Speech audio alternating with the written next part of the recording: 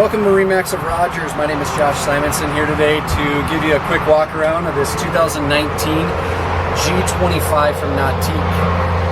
So the 2019 models have the new power tower.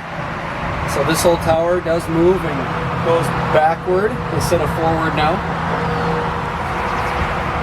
We have the standard vertical board racks. Really easy to put your boards in there, get them locked in. This is a 19-person capacity boat. We did equip it with the 450 H6 engine. We have the 8/8s up on the tower, one pair. The bimini comes with it. We got a cover with it. And then everything that you need here at the helm, link pan array. And then in the bow of the boat, we did add the sun pad filler. Gray interior, great looking boat. Bring all your friends along. So come on down to Rogers, take a look at this boat or any other Nautiques that we have here. Like this video and click the subscribe button. Thank you.